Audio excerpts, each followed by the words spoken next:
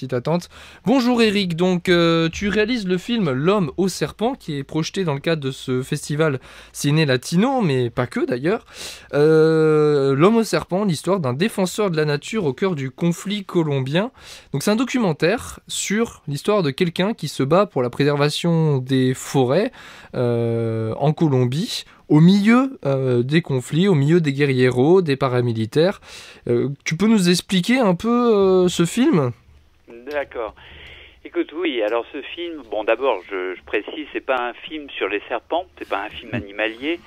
Les serpents d'ailleurs on les voit pas beaucoup, on les voit plutôt concentrés au tout début. Mais voilà, en fait c'est toute une aventure d'un personnage qui s'appelle Franz Flores, qui est à l'origine un vétérinaire, qui a plutôt la tête d'un baroudeur, d'un crocodile Dundee, et voilà. Et en fait moi je le suis avec ma caméra, c'est un peu un film caméra au point, et un peu partout dans la Colombie. C'était un très beau projet on avait décidé de vivre une aventure pendant 3 mois pour sensibiliser les gens en fait à l'environnement, sans donner d'ailleurs de conseils, sans voix off. Et on a eu un tournage magnifique et un film du coup qui a pu être comme une sorte de, je vais dire, de conte du réel, hein, tu vois, une sorte de conte du réel. Où on a rencontré des personnages tout à fait étonnants. Alors bien sûr, on va rencontrer les acteurs du conflit colombien, c'est-à-dire on va rencontrer les guérilleros, on va rencontrer les militaires dans la jungle, mais aussi on va rencontrer des paysans et des indigènes, des gens qui se battent pour pouvoir protéger la nature avec leurs peu de moyens, face parfois à des multinationales. Mais on reste dans une ambiance en fait douce, poétique, contradictoire. Parfois, on fait jouer sur des situations absurdes, et jusqu'à la découverte en fait à la fin de ce film que la guerre en fait et le conflit colombien auraient pu protéger en fait la nature et les bosquets et les bosquets primarios, les forêts primaires qui recouvrent la moitié du pays. Et il se trouve que dans ce film, les Colombiens eux-mêmes découvrent qu'ils ont la plus riche biodiversité du monde, probablement avec le Brésil, et qu'elle est menacée aujourd'hui parce que il y a des pourparlers de paix qui se déroulent en ce moment à La Havane entre les FARC, la guérilla FARC et l'État colombien, et que ces pourparlers devraient aboutir à la signature d'un accord de paix, et qu'il ne faudrait pas que cette signature donne la porte ouverte à toutes les multinationales pour qu'ils détruisent en fait toute cette forêt richissime qui peut apporter tant de choses à l'homme. Avant de revenir sur le fond du contenu de ce film, je voudrais te demander comment vous avez réussi à rentrer en contact avec ce Franz, parce que c'est pas quelqu'un d'anodin, et comment vous avez rencontré ce type ? Alors Franz, donc c'est pas un Allemand, hein, c'est un Colombien, il y a Franz Flores. Il est en fait c'est un concours de circonstances, parce qu'en réalité j'ai un ami italien qui vivait en France, qui a épousé une Colombienne. Ils ont été vivre en Colombie, ils m'ont dit viens voir la Colombie, et donc j'ai été découvrir ce pays. Il se trouve que dans le dans le sud-est, c'est un coin très inaccessible où il faut aller absolument en avion. Il y a un petit village qui s'appelle Leticia, où 500 mètres devant il y a le Brésil et la forêt amazonienne, 1 kilomètre derrière il y a le Pérou, et c'est en bordure donc de forêt. Et je me suis dit tiens, il faut absolument que j'aille voir cet endroit. Et chez cette cousine qui avait une maison juste là, j'ai rencontré ce personnage, Franz Flores, qui était avec des indigènes et qui cherchait à récupérer un serpent la nuit pour son laboratoire. Et donc je l'ai écouté, et je me suis proposé en fait de faire partie de l'expédition.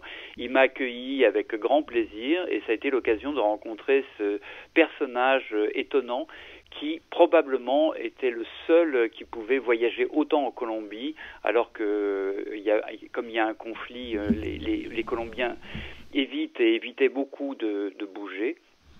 et surtout pas bien sûr dans les zones naturelles qui étaient synonymes de possibles rencontres avec les acteurs du conflit colombien. Donc voilà, on s'est raconté beaucoup d'histoires et puis au fur et à mesure des discussions, on s'est aperçu qu'on était tous les deux sensibilisés vraiment au problème de l'environnement et on s'est imaginé faire un voyage à travers la Colombie en allant demander aux gens quelle était leur relation à la nature. Il y a une recherche comme ça de l'idée de la nature qui nous fait peur et qu'est-ce qui est dangereux dans la nature. Et finalement, d'ailleurs, au bout du voyage et au bout du film, on se rend compte que c'est pas le serpent qui est dangereux, ça pourrait être les moustiques, mais il se trouve que c'est l'homme. Et on pouvait se dire que dans la nature, c'était les guérilleros qui étaient le plus dangereux. Puis finalement, à l'arrivée, après une sorte de quête un peu initiatique, on finit par découvrir que c'est nous-mêmes. C'est nous-mêmes dans notre processus de destruction de la nature qui est peut-être le plus dangereux. Justement, en ce qui concerne la protection de la nature environnante, là, vous avez relevé une sorte de paradoxe. Généralement, quand il y a un conflit, la nature encaisse avec les hommes aussi des dégâts. Et là, vous nous dites que, curieusement, c'est-à-dire le conflit permet en quelque sorte de protéger la nature en Colombie. Comment ça s'est manifesté? Alors, c'est terrible comme paradoxe. C'est terrible comme paradoxe. Il est difficile d'entendre et de dire même que la guerre entre les hommes puisse avoir un quelconque effet positif. Alors, bien sûr, la guerre n'a pas protégé la forêt. La guerre n'a pas, en tout cas, la fonction et n'a pas eu la fonction de protéger la forêt. Elle n'a eu aucune volonté, ni les guérilleros, ni les militaires colombiens ne protègent la forêt. Quand ils ont des affrontements, ils la détruisent. Quand les guérilleros, par leur présence, abritent des cocaleros, les cultivateurs de coca, eux-mêmes vont brûler une partie de la forêt pour planter leur culture de coca, ça ne protège pas la forêt. Le grand paradoxe, c'est que cette destruction en fait de la forêt de la guerre est probablement 1000 fois moins destructrice que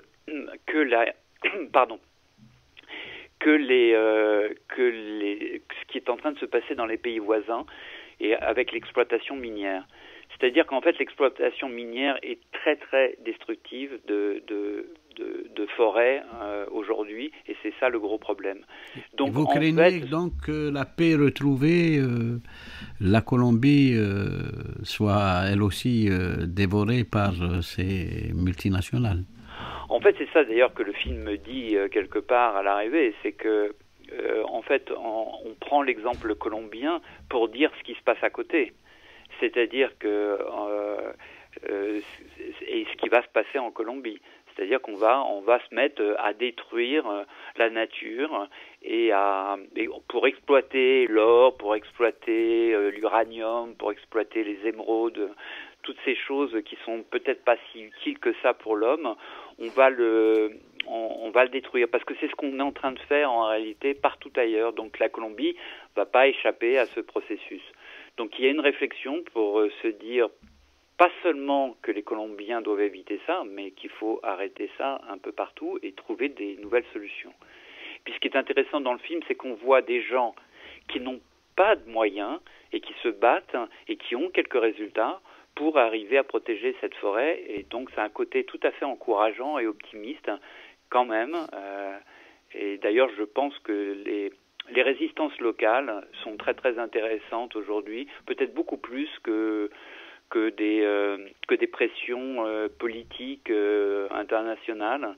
Parfois, les locaux, quand ils sont sur place et ils veulent pas qu'on investisse leurs terres, ils veulent pas qu'on pollue leurs cours d'eau. Il y a des magnifiques, les cours d'eau en Colombie, c'est extraordinaire. Ils sont probablement 60% des cours d'eau de toute l'Amérique latine. Et qui sont aujourd'hui plutôt en bon état par rapport à d'autres pays. Et comment votre film a-t-il été reçu en Colombie, si s'il y a eu projection.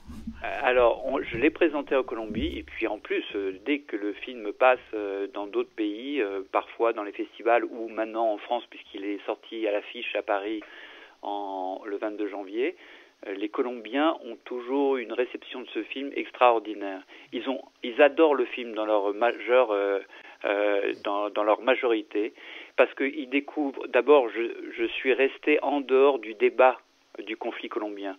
J'ai posé le débat par rapport à l'environnement et pas par rapport au conflit colombien. Donc j'ai évité de dire des choses qui pouvaient aller contre le gouvernement, contre les guérilleros, contre le conflit en soi. On a voulu poser le débat de quelqu'un qui met tout le monde d'accord, en fait. Frantz, et dans toute sa quête, il arrive à mettre tout le monde d'accord. Tous les gens qui se battent depuis je ne sais pas combien de temps et qui ne sont jamais d'accord, Frantz, le personnage principal, les met d'accord. Et les Colombiens découvrent un beau pays. Je crois que surtout, il y a des personnages hyper attachants, charmants. On est proche d'eux. En plus, on les entend entre Frantz, le grand-père qu'il a en haut de sa montagne, l'indigène aveugle qui amène une voix de sagesse des peuples de la Sierra Nevada. Tous ces gens-là, en fait, viennent donner une couleur poétique, parfois humoristique, à ce film. Et les Colombiens sentent qu'on met en valeur leur pays, qui est souvent montré comme rempli d'horribles guérilleros et de terribles trafiquants de coca, etc. Là, ils découvrent qu'ils ont un très beau pays et avec des beaux personnages. Et c'est vrai d'ailleurs, parce que j'ai trouvé ce pays extraordinaire. Justement, tu parles de pays extraordinaires. C'est vrai qu'il y a quelque chose en Colombie, une tradition même littéraire qu'on appelle le réalisme magique, avec le roman 100 ans de solitude de Gabriel García Márquez. Et un peu ce côté justement où on est dans le quotidien, c'est parfois un peu de l'humour noir ou un peu grinçant. Et en même temps, il y a une magie. Il y a une sorte de féerie, et ton film s'inscrit un peu là-dedans, j'ai l'impression. Ah bien, Gabriel García Márquez, c'est vraiment mon inspirateur. J'écris, j'ai des romans, et j'essaye de prendre de ce roman 100 ans de solitude que j'ai absolument adoré.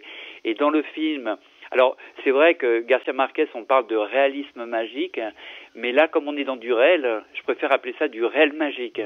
C'est-à-dire quand parfois il y a un monde, et même dans ce film, qui surgit, comme ça, qui surgit, on voit arriver des choses, des personnages, parfois des serpents, mais on n'en a pas beaucoup, mais dans des situations totalement insolites, jamais d'une manière violente d'ailleurs, parce qu'on ne voulait pas ça. Et d'ailleurs, je dis aux gens qui craignent les serpents, que c'est un film qui calme la peur des serpents. On n'en voit pas beaucoup, mais en même temps, ça les calme. C'est important, parce qu'il y en a... Souvent, les gens qui ont peur des serpents aiment beaucoup ce film, donc je le signale au passage. Et voilà, donc il y a une façon parfois de raconter les histoires du réel, des histoires qui sont vraiment arrivées d'une manière magique, et j'ai essayé de le faire dans ce sens-là. Et en injectant souvent des contradictions, des situations qui paraissent absurdes. Je vous donne ne serait-ce qu'un exemple, c'est le personnage qui rencontre les guérilleros en pleine jungle, et qui va finir par leur proposer d'installer des caméras dans la forêt pour faire des relevés d'animaux. Alors, vous voyez en direct l'incrédulité des guérilleros qui se disent, mon Dieu, une des caméras, parce qu'ils veulent bien qu'on protège la forêt, ils osent pas dire non, parce qu'ils veulent pas montrer qu'ils sont contre la nature, et en même temps, ils voient ce type qui a l'air d'être fou, qui propose une chose totalement absurde, c'est de mettre des caméras dans la forêt. Et en même temps, c'est absurde, et ça a un énorme bon sens, parce que c'est une façon très efficace de pouvoir protéger la forêt et de leur faire avoir des statuts de protection internationale, parce qu'on a pu prouver la présence de certaines espèces en danger. Donc voilà, c'est des espèces de petites contradictions et qui créent parfois la magie du film. Voilà. Juste une petite curiosité personnelle.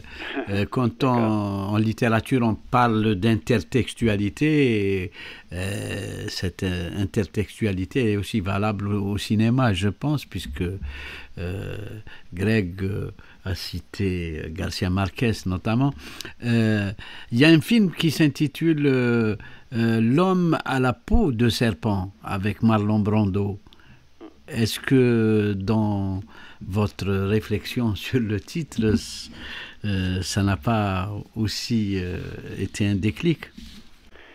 Alors, je vous avoue, je l'ai pas vu le film, et j'en ai entendu parler bien sûr, mais je ne sais pas en fait de quoi il s'agissait. Enfin, c'est secondaire, hein.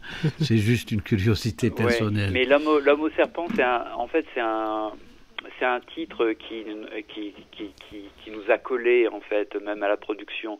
C'est-à-dire qu'on parlait toujours de cet homme au serpent, ce personnage au serpent, et à la fin on l'a appelé l'homme au serpent, et je voulais pas l'appeler l'homme au serpent, mais j'ai pas trouvé de titre qui lui allait, donc finalement, voilà, ça s'est resté comme ça. Et parfois j'ai un peu peur de ce titre encore aujourd'hui, parce que ça fait peur à certaines personnes d'aller voir le film en se disant « Oh non, l'homme au serpent, j'ai pas envie d'aller voir », et il y a des gens qui viennent voir ce film en disant « Ah, j'ai failli pas y aller alors que je trouve ce film magnifique parce qu'il s'appelait L'homme au serpent. » Je dis bon, je crois que il faut arriver à dépasser ce petit premier obstacle qui est le mot serpent pour aller voir ce film qui passe d'ailleurs beaucoup dans Toulouse, plusieurs fois à Toulouse et dans sa région. On va justement redonner les dates à la fin, tu vas nous les redonner. J'aimerais juste que tu me dises un peu plus sur les conditions de réalisation, sur la production. Enfin, j'ai pas l'impression que ce soit un film avec des revenus hollywoodiens qui a été fait. Ça a été plutôt de bric et de broc, comme souvent des films comme ça. Est-ce que tu peux nous en dire un petit peu plus sur ce sujet D'accord. Alors oui, ce film a été fait totalement à l'envers. Il n'a pas été fait du tout comme les autres. Alors il a été fait de bric et de broc, mais il a été fait avec du bon matériel, et il a surtout été fait. Vous pouvez découvrir dans les salles un son que j'aime dire 3D, c'est-à-dire quand vous êtes dans la salle, vous avez et que vous rentrez dans la jungle, vous avez la jungle tout autour de vous.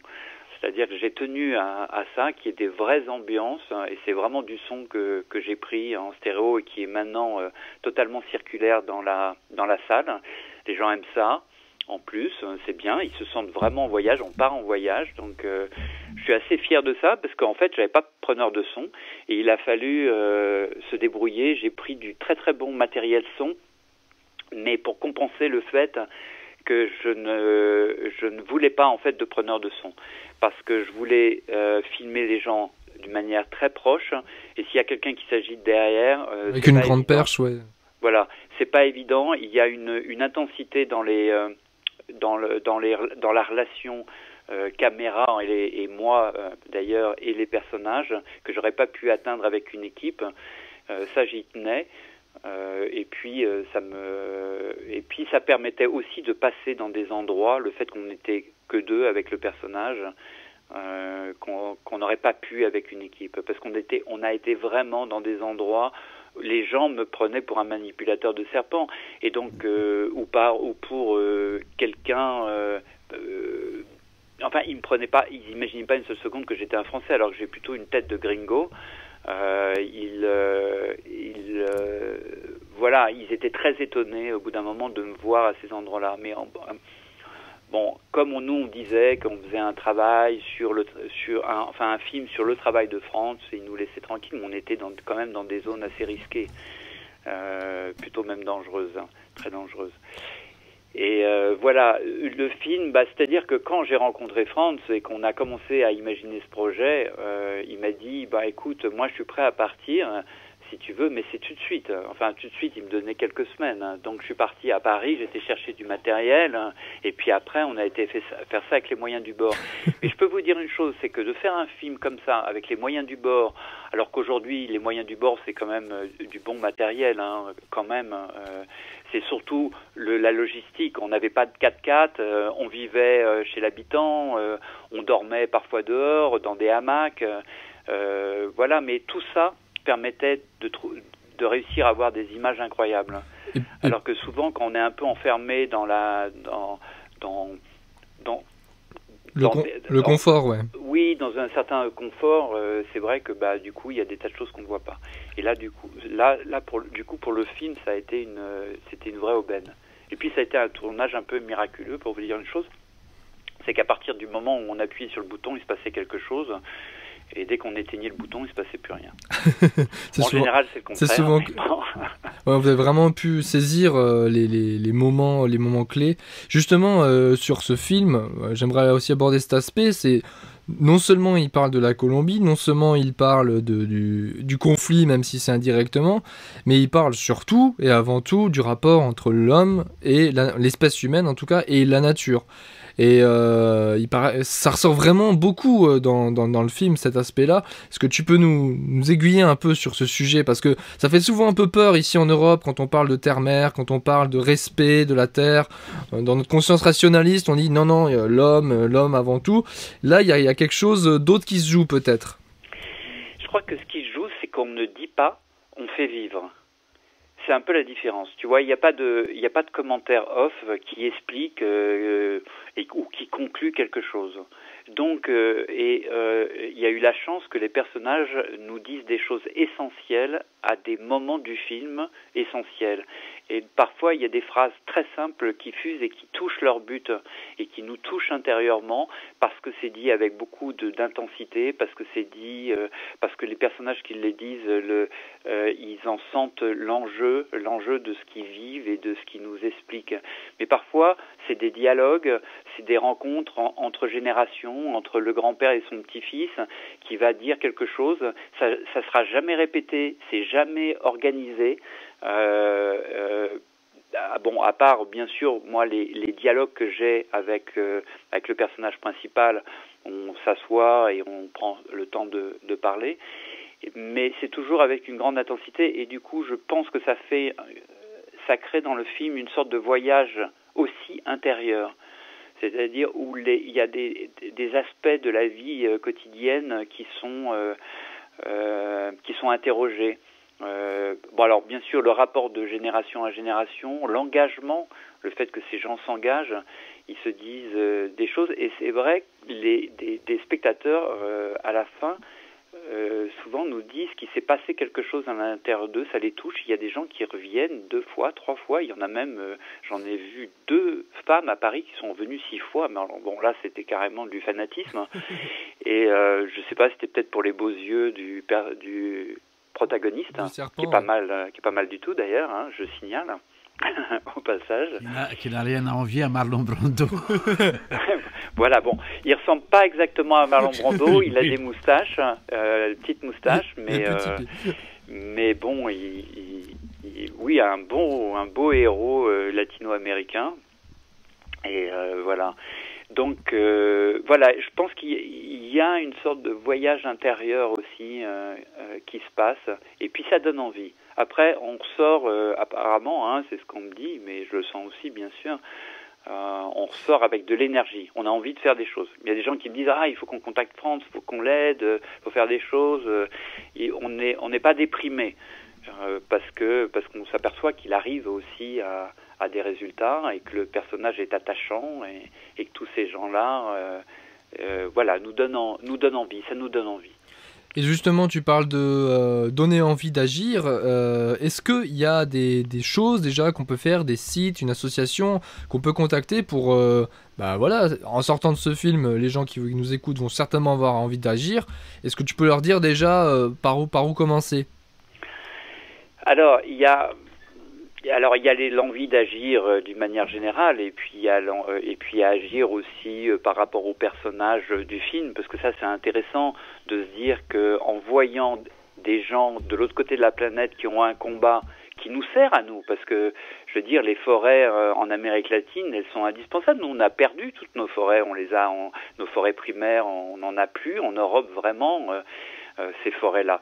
Eh bien, elles sont très très utiles à la planète. On ne peut même pas imaginer à quel point. Il faudrait faire des conférences pour expliquer quelle est l'importance primordiale de ces forêts et que si elles disparaissent, on risque de ne jamais s'en remettre. C'est-à-dire l'humanité peut en mourir en réalité, mais ça on ne comprend pas encore vraiment. Alors, donc aider des personnes comme ça qui travaillent localement sur des petits projets, je pense que ça c'est essentiel. Le fait de soutenir, il y a des peuples indigènes qui disent qu'il y a des traités de libre-échange qui se font, bon alors avec les États-Unis, mais aussi avec l'Europe, et qui risquent de ruiner complètement leurs terres. Il faut absolument les aider pour qu'ils se défendent juridiquement, et le fait parfois de leur donner un soutien, de cliquer parfois sur des choses sur Internet, des trucs comme ça, ça fait quelque chose. Le fait d'avoir la conscience de l'importance de la protection de ces forêts, ça fait quelque chose. Déjà, ça c'est important. De se mettre, la conscientisation de tout ça, c'est important. Et j'ai remarqué que depuis 3 ans, à peu près, 3-4 ans, je me bats beaucoup moins autour de moi pour quand je parle de la défense de ces forêts, de cette faune et cette flore, ou du combat environnemental, les gens maintenant commencent à avoir une conscience beaucoup plus aiguë qu'avant. Très bien. Bah écoute, Voilà. merci beaucoup. Tu peux peut-être nous rappeler, si tu les as, les rendez-vous toulousains et autour de Toulouse, où on peut voir le film prochainement? Alors, je vous le dis en rapide. D'une manière générale, il va passer au cadre du festival, il va être projeté au Cratère et à Tournefeuille plusieurs fois. Donc, regardez sur les programmes du festival. À Utopia Voilà. Tournefeuille, ouais. Il faut pas d'ailleurs le petit résumé du festival reflète pas tellement en fait le film, mais bon là je vous l'ai bien expliqué, je pense. Donc voilà, du côté de Toulouse, le Tournefeuille Utopia et le Cratère, ils vont le passer après le festival aussi, mais pendant le festival, allez le voir. C'est marqué sur tous les programmes. Sinon, moi, je porte le film un maximum, je vais à la rencontre des spectateurs. D'abord, en plus, ils débordent de questions à la fin du film parce qu'ils ont envie de tout savoir sur ces personnages, tous les petits secrets de tournage, etc. Donc, je suis là pour leur raconter ça. Et sinon, donc, vous avez le 20... moi, j'arrive à Toulouse le 20. Je pars immédiatement à Mont-Sampron pour une projection. Ensuite, le vendredi, je serai à Utopia Tournefeuille pour pouvoir parler un peu au public. Et le lendemain aussi, le samedi. Donc on peut te voir à la fin du film, donc vendredi soir et samedi soir à Utopia Tournefeuille. Ouais, alors ça va être entre 2 séances. Alors on va pouvoir le faire aussi au cinéma en dehors de la salle. Sinon Tournefeuille, ils me consacrent, je crois que c'est le 27 ou le 28, ils l'ont annoncé, une séance où je serai là à plein temps. On va avoir 1 heure de débat aussi. Donc, mais sur tous les programmes, c'est marqué. Sinon, donc voilà, Mont-Sampron le 20, Sarlat, alors c'est toujours le soir à quelques exceptions près. En Dordogne, là, c'est un peu plus loin. Bon, alors je sais, Sarlat, Gourdon, Brive-la-Gaillarde, Yarde, ça c'est un peu loin, Saint-Gaudens. Il y a un petit tour et après je reviens à Toulouse et de toute façon je fais des allers-retours, donc je suis pas loin et je vais essayer d'être un maximum au festival pour soutenir ce film.